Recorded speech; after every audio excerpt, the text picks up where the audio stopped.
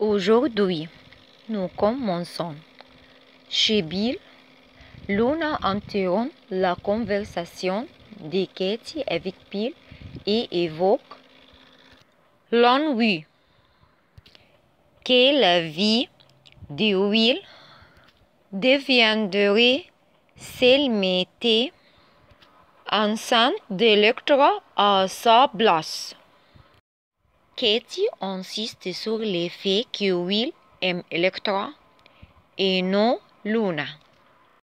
Cependant, Luna est déterminée à avoir un avenir avec Will et peste contre Bill, le traitant de monstre à cause de son soutien à l'avortement. Après que Luna ait affirmé qu'Electra se remettrait de la perte de Will, elle dit que Will se rapprochera d'elle et des bébés.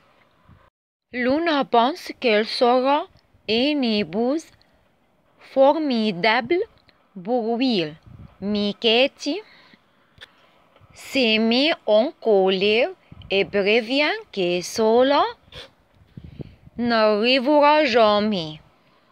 À la maison d'hôte Forrester, Will admet qu'elle n'avait pas compté ses poissons ce soir-là, mais elle ne pense pas avoir bu excessivement.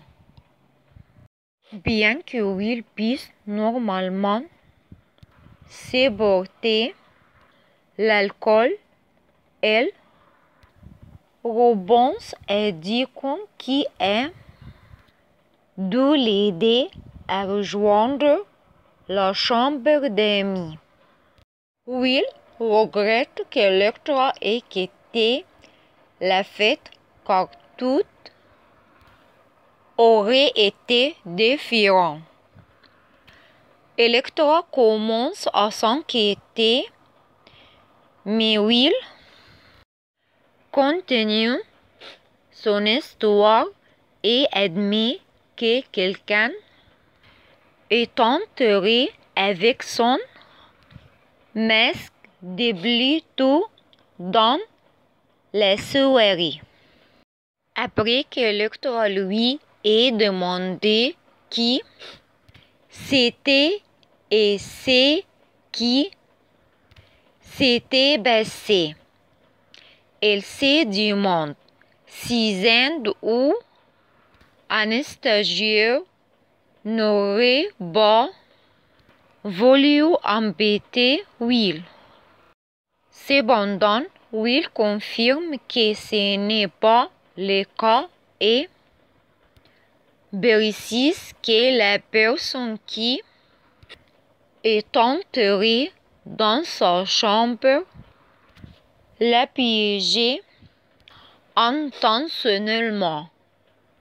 Will dit qu'elle voulait lui faire croire que c'était Electra et qu'elle n'était pas dans le bon état d'esprit pour les remettre en question. Si Will savait la vérité, elle assure à Electra qu'elle n'aurait jamais fait ce qu'elle a fait. Electra exige des réponses. Alors Will raconte à quel point elle était heureux de savoir qu'Electra s'était glissée dans son lit. Electra chancelle en réalisant que Will a couché avec une autre fille la nuit précédant leur dernier rapport sexuel.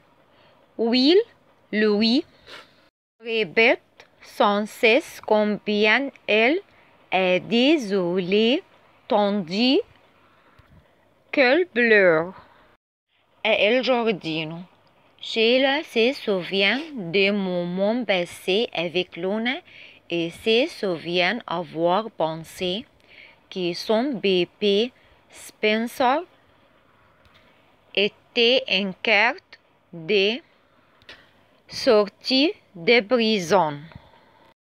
Deacon surgit et lui demande si elle les garde, mais elle parle semblement d'un Karen qui s'était plainte d'une commande de pizza.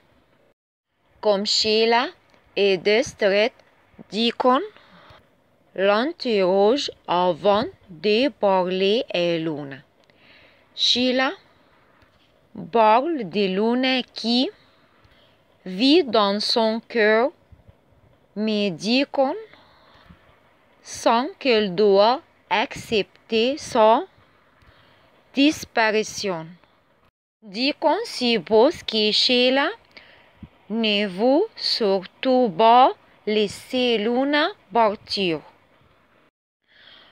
Bien que Luna soit morte dans le monde de Deacon, Sheila suggère qu'elle essaie de garder sa petite fille le plus longtemps possible dans le sien. Le secret de Sheila sur Luna reviendront la hanter une fois que Deacon aura des nouvelles de tout ce qu'elle a caché. Des mauvaises nouvelles se préparent pour leur mariage.